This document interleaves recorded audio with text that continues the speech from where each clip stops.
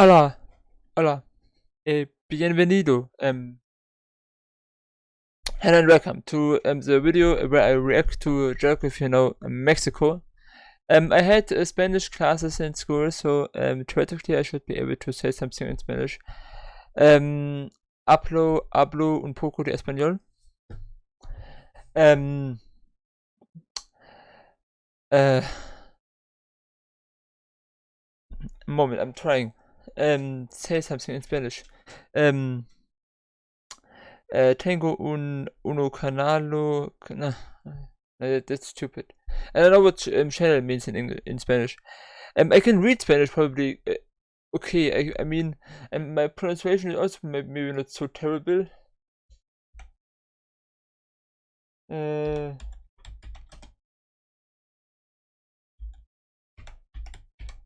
hope my pronunciation is not terrible. I also try to speak as clearly as possible because someone said in the comment to a different video that it is difficult to understand me because of my German accent, which of course is understandable. I mean I'm German, that's why it's understandable. But I try to speak clearly and I try my best. So I put the article in Spanish and try to just read something. I mean, I think my pronunciation is not so good. It's okay. El español o castellano es una lengua romance precedente del latín. Hablo perteneciente a la familia de lenguas indoeuropeas. Forma parte del grupo ibérico. I mean, of course, I have not spoken Spanish now for a long while, but also my Spanish skills, when you can call it this way, at least in an understanding way, if you don't consider my terrible pronunciation, helped me also recently to learn Portuguese a bit. So, because in Portuguese, it's in some ways some things are very similar to Spanish. For example, also that with female and male with O and R, and for example in Portuguese o menino and o menina, the girl and the boy, with the ending of O it's a boy, and in Spanish it is similar. Of course I don't know in the moment the word for boy in Spanish, but that is this with O and R, that's similar. And that helped me to learn Portuguese a bit. I hope this introduction to this video was not too terrible. I can read some Spanish. So yeah, please, my dear Spanish friends, don't take this hard on me. I try to learn all of the languages. I love all of the languages in the world, and I also learned recently a bit. Just started a bit to learn Hindi. I, as I said, started to learn a bit Portuguese. I have learned a bit of Tagalog and Visaya or Bisaya. I'm not sure. Two languages which are spoken in on the Philippines. A moment.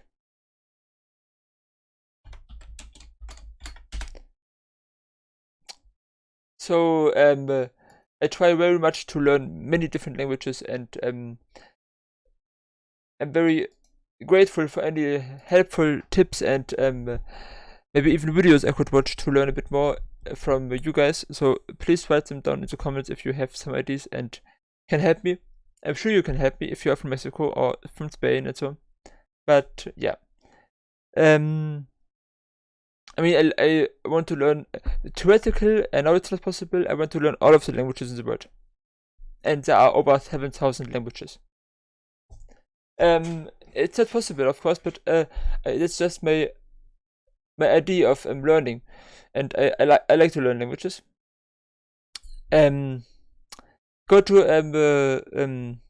twitch.com and follow me there, and you can also help me there when I stream to learn languages. I stream there sometimes. I have not yet a schedule, maybe later, but in the streams I often then also learn or I'm trying to learn some languages. One time, for example, I started to learn a bit Lithuanian, which is also difficult, but I just enjoy this. That's my way of entertaining. And we can also discuss politics and so on there, and watch some videos, talk about culture and everything else. So just follow me there if you're interested in an exchange with your YouTuber. Anyway, now we are here in the Spain episode. I hope you enjoyed. Please like and subscribe to the video. And yeah. Introduction and end. If you start now to watch this, you have just skipped the introduction, which I can understand. So let's just jump into the video right now and let's not waste any more time. Hemos llegado al episodio. Okay, I can't hear anything. Great start. My speakers are off. That's an explanation. I can't hear something. Okay, let's just start again. So, 1, 2, 3. Finalmente hemos llegado al episodio de México, pero no puedo hacer esto sin un mexicano de verdad. Denle la bienvenida a mi amigo César de Puerto Vallarta. Hola. And you see, I mean, you can't see it, of course, but the most of the things they said, without even focusing too much on the subtitles, I understood. Because understanding language is, of course, much easier, in the same way as reading is much easier than speaking and writing. I can understand more or less French and Spanish when it is spoken to me, and when it's not so fast and when there are subtitles. So I can understand this more or less then. Without subtitles, a bit, of course, less, but also then I can understand at least the basics. I have the idea, I have the feeling. So, and of course, that's always the case. When you learn a new language, it's always easier to listen and to read than to write and to speak, of course. Anyway, let's continue. Buenas tardes a todos. César, si tuvieras que decir una cosa de México para abrir este episodio, ¿cuál sería? Pues México es un país místico, colorido, lleno de cultura y tradiciones. México va mucho más allá que el mariachi y el tequila solamente. Pronto les contaremos. Bueno. Oh, yeah, and he speaks English too. Oh, yeah, I went to college in Texas, so a little bit. I mean, it would have also been interesting if he would make the entire episode when speaking Spanish, but of course it would be much more difficult for me and for others to watch. Still, interesting. And yeah, recommend me some stuff. It's time to learn geography now! Hey everyone, I'm your host Barbs. And I'm Cesar. As you know, I'm American, Caesar's Mexican. We're neighbors. I'm excited. You excited? Yes, I'm very excited for this episode. You know, I've been following geography now since like the BC countries, so this is something I've been waiting for a long time now. Oh, by the way, we stopped doing sponsored brands on country episodes, but this time we'll break that rule because Caesar can hook you up in Puerto Vallarta. Caesar, tell them what they need to know. Yes, well, visit discoverpvr.com. Check it out. Tours, transportation, transfers, everything you need. And Geography Now endorses them. All right, comenzamos. Sí, bienvenidos a México. Bienvenidos a México. Bienvenidos a mi episodios de México.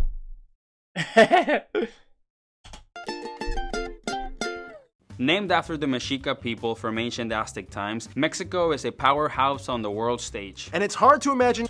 I'm sorry for interrupting again, but I always pause the video when I say something. So you can enjoy the video, and when it is a bit longer what I say, I make a different chapter. So you can just skip it. But I really enjoy it's the Spanish sounds is the sound of Spanish, the language is also nice. Earlier I always thought that French sounds much better, and but I like now I like both languages, the sound of both languages, in their own different way. I mean, yeah. Spanish has also some nice vibes when it's spoken. Same with French. how the entire Latin world, let alone the Western Hemisphere, would operate without it. First of all, Mexico is located on the southern part of the North American continent, straddling the Pacific Ocean, Gulf of California, and the Gulf of Mexico, bordered by the US to the north and Guatemala and Belize to the southeast. The country is divided into 32 federal entities, 31 states, one of which is called Mexico, and the capital city of Mexico City. Oh, and Mexico City is technically sinking about 10 to 20 centimeters a year because it was built on a lake. I have heard about this as well. That it was built on a lake or on a swampland, I'm not sure, but something which is very wet and now it's sinking and it's caused a lot of problems also because many people moved there and over the centuries. Anyway, with a greater metropolitan population over 21 million, Mexico City is the largest city and oldest capital city in the entire Western Hemisphere, and in itself has about the same GDP and economy as the entire country of Peru. After Mexico City, though, the next largest cities are Guadalajara in Jalisco and Monterrey in Nuevo León. And if you come here, you will most likely fly to one of the busiest airports. The capital's Mexico City International, then the second place is actually Cancun, then Guadalajara and Monterrey Internationals. Yeah, we Americans love Cancun and we love going there all the time. And we do too. Just clean up your vomit next time, okay? No promises! Today, Mexico has no territorial disputes. They did once with France over Clipperton Island, but that got settled. Otherwise, the border with the US, yeah, we know what you're thinking, but here... Moment. Island, but that got settled. Otherwise, the border with the US, yeah, we know. And now, I saw a nice video where on the one side, I think it was from a Durrell or so. Where on the one side there was a border between US and Mexico, and on the other side the border between US and Canada. And on the one side it was a big fence, and on the other side it was just some nice chill grass. And then on both sides people lay there on chairs and enjoyed the the time. And there's the open border and the closed border, and that's interesting. We know what you're thinking, but hear me out, it actually does have some quirky anomalies. Yeah. For example, on the border with Tijuana, there's a friendship park where you can chat and shake hands with locals of both sides through a fence that goes all the way into the Pacific. Further east in California, two towns... and the wall to Mexico Trump intended to build. I think they should just open the border. And let people just move as they want. But I think that's about nearly all borders in the world. Maybe even all. Personal opinion, you can have a different one. Tell me in the comments what you think. Split by the border kind of trolled each other. One named itself Mexicali and the other side Calexico. And in Naco, Arizona, the local residents have a cross-border volleyball game every so often. No, we don't want to sugarcoat everything. Yes, there are certain sections that are more barricaded and strict on the crossings, but besides the complicated nature behind these issues, there's a lot more to it than most media outlets portray. Speaking of territorial anomalies, in the southernmost state of Mexico, Chiapas has some interesting towns that operate under a system called usos y costumbres, which means something like autonomous customary law. The people, mostly of indigenous descent, govern their own internal affairs, and the government just kind of lets them do their own thing without interference. It sounds kind of scary, but today it's actually kind of a dark fascination that has drawn in a ton of tourists. And finally, let's just get it over with. Just like how we discussed in the Italy episode, everybody knows about it, it's nothing new. The mafia, or the drug cartels and so on. Let's listen. I'm curious. I don't know much about this. To a varying degree of power and disputable boundaries, yes, certain areas of Mexico do still kind of fall under cartel influence. It's a very strange system run by underground individuals that kind of meshes itself into normalcy with everyday citizens. There are syndicates like the Cartel of Sinaloa in the northwest, the Zetas in the northeast, the Familia Michoacana in the center of the country, and the Jalisco Nueva Generación in the west. Caesar, I'll let you explain this. Today, it's very hard to estimate how many people are still involved and how much money is coming out, since numbers are always changing, especially after the war was declared on the cartels by the government in 2006 by President Calderon. But for what it's worth, the situation is still being dealt with today. Most Mexicans can agree that this operation largely failed. A large portion of the violence in Mexico is still caused by disputes between cartels for territory. Thank you, Caesar. Well, I'm glad we got that out of the way, because now we can lighten up a bit and It's a heavy topic, I guess. If you're from Mexico, please tell me about this. Just what your own personal ideas about this is, or what you think about it. I have not opinion. I mean, I would like to travel to Mexico, and maybe I will. I don't know. If I have the possibility and the money and so. But yeah, just tell me what you think. Talk about the almost infinite number of beautiful, notable spots Mexico has to offer. Some cool man-made landmarks might include places like the Basilica de Guadalupe in Mexico City, UNAM, the oldest university in North America, the Castle of Chapultepec, the catacombs at Templo Expiatorio, Biblioteca Vasconcelos. This looks amazing. I don't know, but maybe because it is. I don't know what amazed me so much about this, but it looks cool. The multiple levels, and I would like to go there. the tunnels of Puebla, the Plaza de Toros Mexico, the bronze sculptures of Puerto Vallarta, and if you're in for some creepy stuff, the Casa de los Lamentos in Guanajuato, Torture Museum of Hacienda del Cochero, the Mummy Museum in Guanajuato, that creepy doll island of Las Muñecas, and every so often you might come across a Malverde altar. He's the patron saint of drug cartels. They have a patron saint for drug cartels. But best for last, there are hundreds of Mesoamerican This sounds funny. pyramids and sites. Some are possibly yet to be discovered, hidden in the jungles, but the most famous ones probably being Cholula, which is the largest monument ever constructed according to the Guinness World Records, Monte Alban, Teotihuacan, the Pyramid of the Sun and the Moon, and one of the new 7 wonders of the world, the Mayan Pyramid of Chichen Itza. Keep in mind, we said man-made. I know a lot of you might be wondering, why didn't they talk about all the cool natural sites like the cenotes, cenotes, or the volcanoes and canyons? Well, that's because that stuff will belong in the next section, the... Mexico's land is kind of like a piñata, colorful and full of surprises. Dude, a piñata? You really rushed this part of the script, didn't you? Yes, I did. First of all, the country is located on the west edge where the North American plate meets the Pacific plate, making them part of the larger Ring of Fire. The country is made up of 3 main mountain chains. The Sierra Madre Occidental, which has the It looks very mountainous here in the center, and on the both sides is jungle, I guess. largest lake, the Lake of Chapala in Jalisco, the Sierra Madre Oriental, which has the highest mountain peak, or Pico de Orizaba, and Sierra Madre del Sur, which effectively surrounds the large Mexican plateau in the middle. A narrow flat valley lies between the Chiapas Mountains, which then swings up to the flat humid Yucatan to the southeast. Oh yeah, and don't forget the arid Baja Peninsula to the west. At the bottom of the plateau lies the Trans-Mexican Volcanic Belt, where most of the seismic and volcanic activity lies. The country has about 44 volcanoes. The most violent one is considered to be the Popocatépetl, which is less than 70 kilometers away from Ciudad de Mexico. There's also the world's smallest volcano, Cuexcomate, in Puebla, at only 13 meters tall. Aw, what a cute little force of destruction. Oh, that's nothing. A volcano once randomly erupted out of a dude's farm in 1943 in Michoacan. It grew over 1,000 feet tall. Whoa! The Rio Grande River, which makes part of the border shared with Texas, is the country's longest river. However, the longest non-shared river completely in Mexico would be the Nazas Agua Naval. Along the coast are flatter green plains. Basically, the north part is rockier and drier with landmarks like the Barrancas del Cobre Canyon and the Sonoma Desert with the massive crater. I like this motion graphics when he zooms in and shows things like this, for example. I wonder how he's doing this. Probably there are some programs, but I wish I could also maybe use some of them. Maybe I can one day.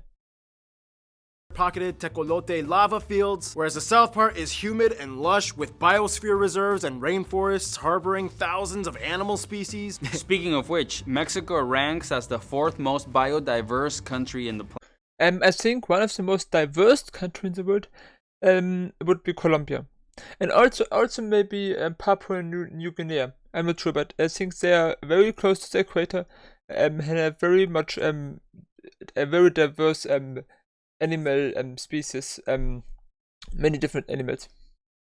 Planet. 10 to 12% of the world's biodiversity. Oh, and bugs! There's a monarch butterfly sanctuary at Pátzcuaro. And the firefly forest in Tlaxcala, as well as the national... I don't like insects. Me no gusta insectos.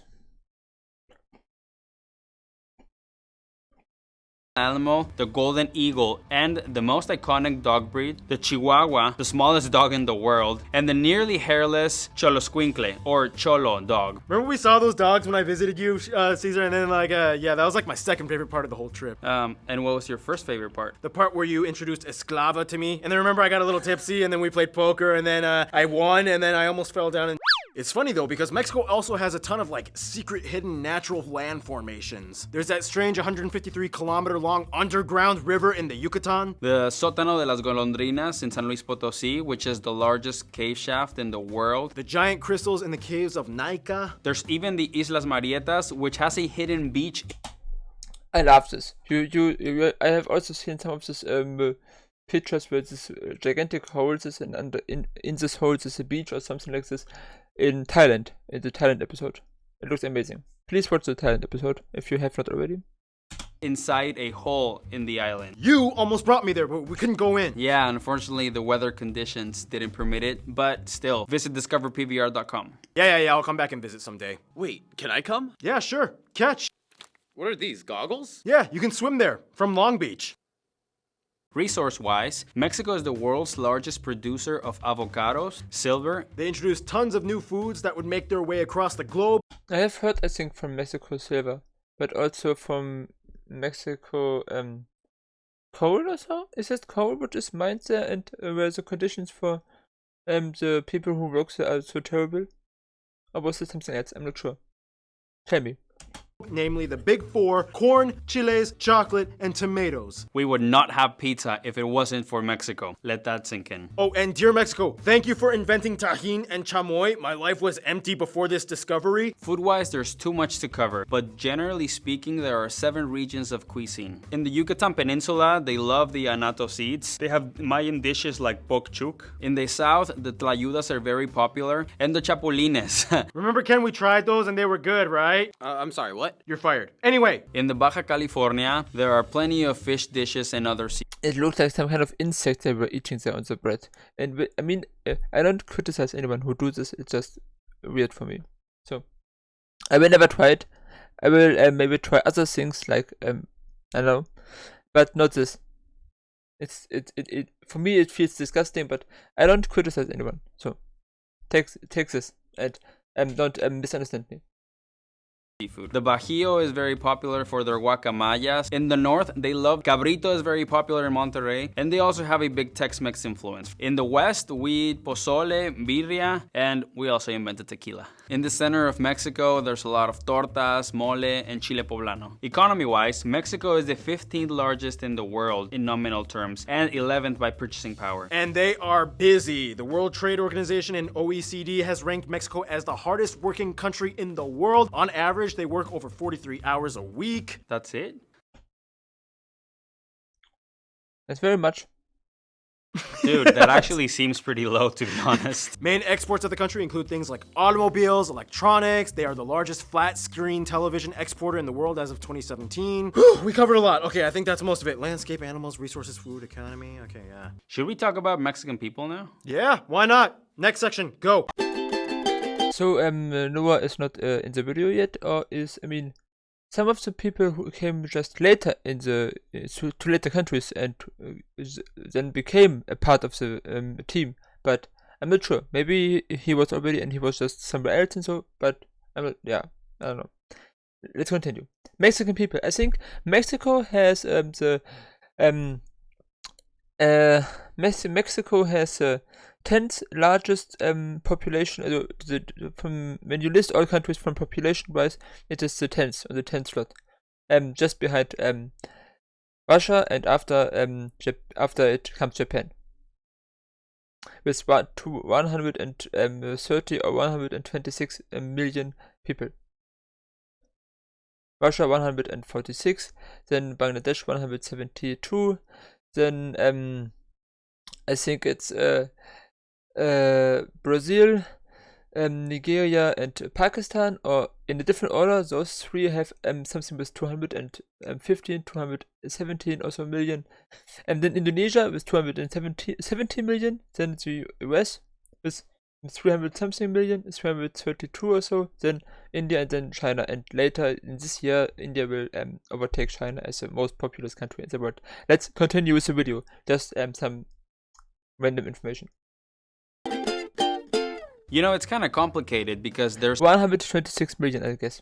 three different kinds of titles for Mexican. First of all, you have the Mexicano, which means it's a person from Mexico. The Mexiquense is a person from the state of Mexico. And the Mexiqueño, or as we call them, Chilangos, is a person from the capital, Mexico City. So yeah, take note on that. First of all, the country is made up of about 124 million people. Oh, 124. I think this is a bit older. This is 4 years old. I think by now there are 126 million. So let's see. Let's find out. Right here and now. Mexico. I will also, of course, put it in the put it into English. English. Thank you very much. Mexico City. Ciudad de Mexico. In Spanish. How many people? Population 2022 129 million. 2022 it was 126. It was it's the 10th most populous country. Look on the list of most populous country: China, India, US, Indonesia, Pakistan, Nigeria, Brazil, Bangladesh, Russia, Mexico, and Japan. So okay, interesting. Some random side informations. We have learned something. Let's continue with the video. People and is the largest Spanish-speaking country and largest economy in the Latin world. It's a little difficult to get exact numbers because there are a lot of opinions on race in Mexico, and the official census does not technically collect data on ethnicity, but overall it is said that somewhere around 2/3 of the country identifies as Mexican mestizo, about 21% identify as predominantly Amerindian, whereas 7% identify as straight up Amerindian. The remainder is made up of other groups, mostly white European Mexicans, while a small group of Asians like Lebanese, Chinese, Japanese, and Koreans exist, alongside Afro-Mexicans, which make up about 1.2% of the population. We use the Mexican peso as our currency, and we use type A and B American-style plug outlets, and we drive on the right side of the road. All the countries speak Spanish. However, technically, it isn't an official language. The country recognizes 68 other indigenous languages. These tribes each have their own unique story and history that goes back thousands of years. The same as the United States also have not an official native language. Just English is the most spoken one, but it's not an official language de jure. And Canada also has no official native language, I think. Before colonialism, as depicted by petroglyphs, codexes, and Mesoamerican carvings. They had unique traits and traditions. The Aztecs were known for having a thriving economy, yet had brutal human sacrifice rituals. The Mayans were really good at math and had a unique system of seeing time in an endless cycle pattern rather than linear. And today, tribes still go on carrying ancient traditions, everything from the Raramuri or Tarahumara, known as the running tribe, who can go over 200 miles in 2 days with sandals. The Voladores de Papantla, upside down hanging, spinning musicians of various central tribes like the Otomis. There's even indigenous festivals held every year. All of these things, I mean, the things he's talking about sounds interesting.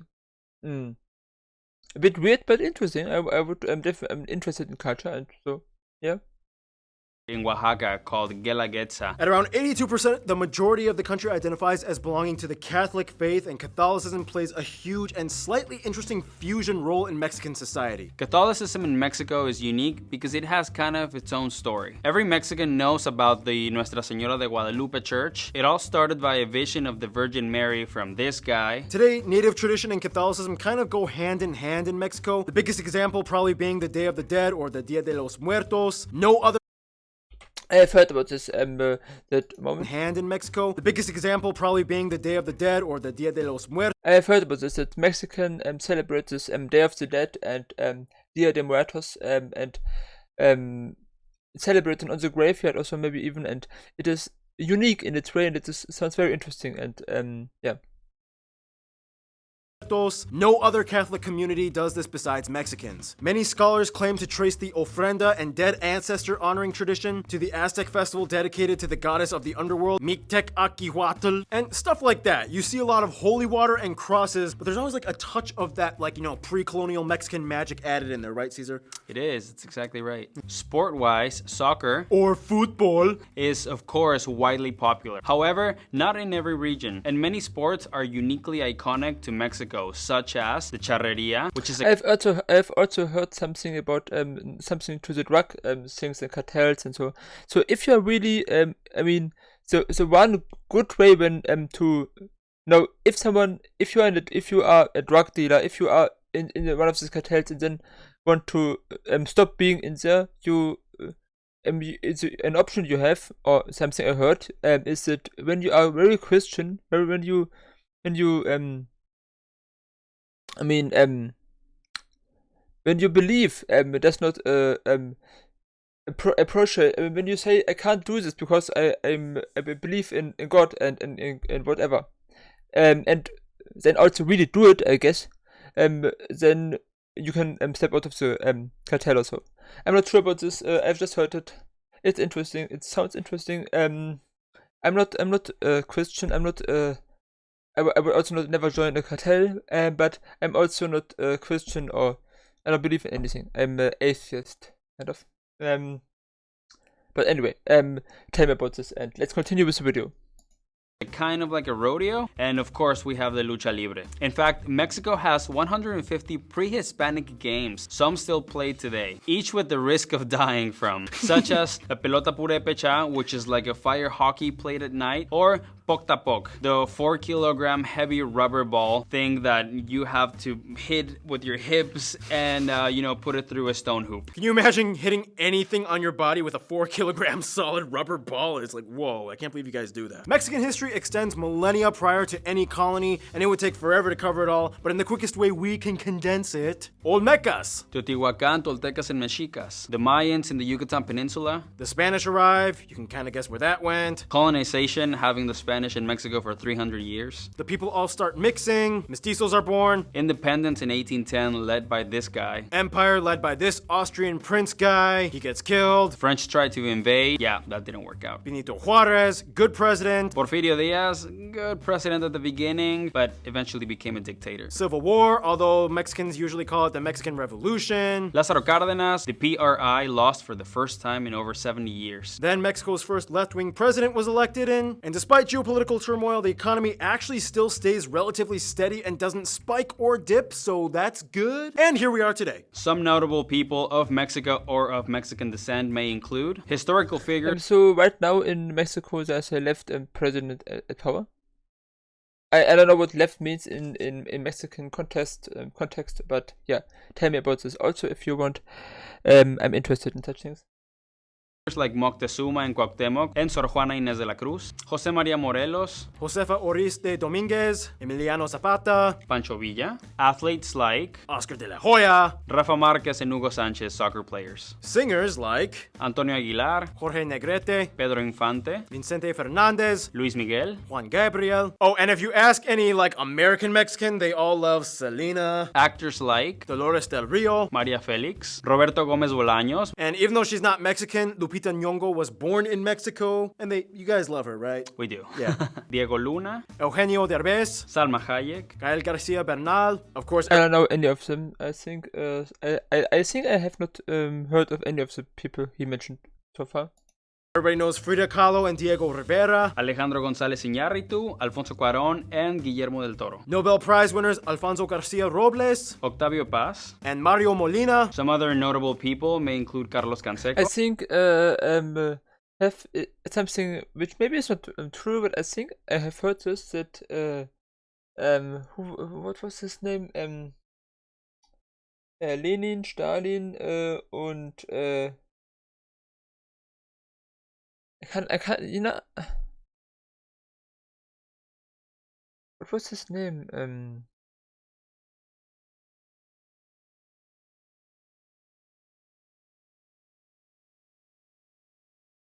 I have to find this out. Moment.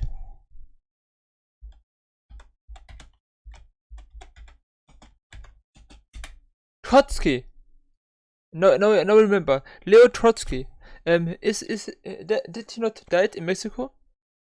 I think I remember this, but maybe it's also wrong. Leo Trotsky. Please tell me. And Carlos Simhelu, whose entire net worth was about 7% of Mexico's GDP at one point. Yeah, he had a lot of business in other countries in Latin America and the world. And speaking of relations with other countries, I guess they get along, kind of, with the United States. Although I have also heard that on an American summit meeting where many countries meet recently, the Mexican president also asked Joe Biden to make kind of a more integrated the American countries and the countries on the American continent should more work together to solve problems in South America and Latin America. And Joe Biden was like, we already support you so much, so what do you want?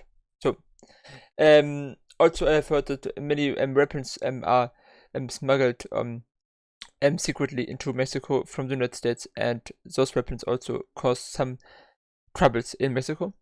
Anyway, let's continue with the video.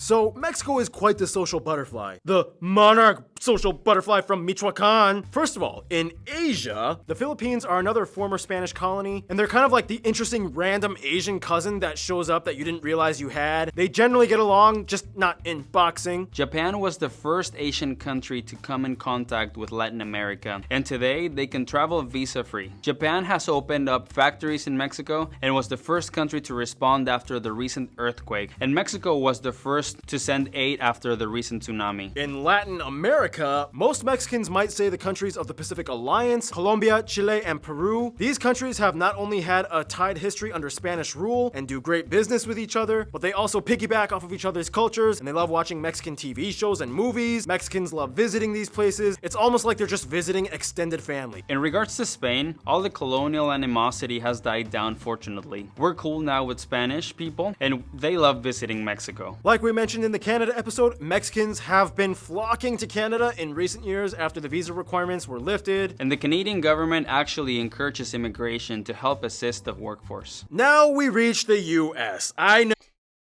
Let's see. I mean, they have a long border, and the US has only two countries, its borders on land, Canada and Mexico, so you should get along with them.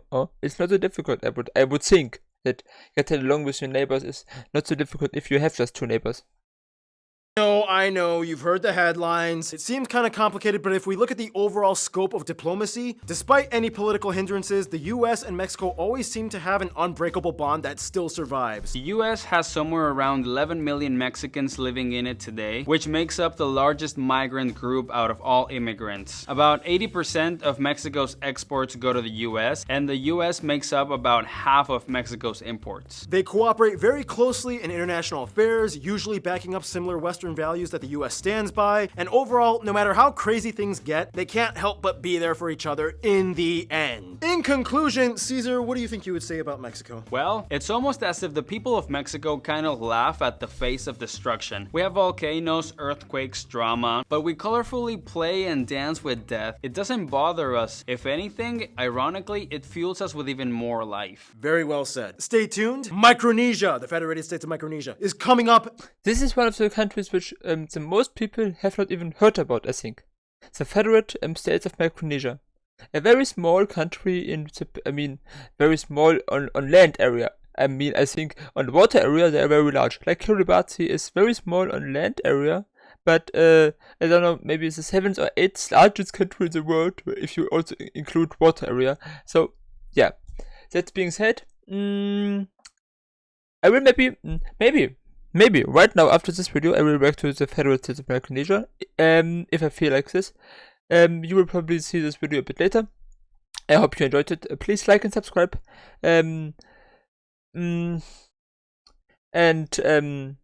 Support me in learning Spanish, or send me some nice videos in Spanish with maybe English subtitles also, where I can learn a bit. I love learning languages, as I said. All the languages in the world. No matter what. from wherever you are in the world, tell me your language, and I will maybe learn a few sentences or just listen to a few videos in this language and maybe be able to say something in it. I love languages and I love the grammar, the structure of languages. So yeah, let me know what language you're speaking, and please like and subscribe the video. You support my channel a lot through this, and yeah. Next. Viva Mexico! Mexico. See you next time.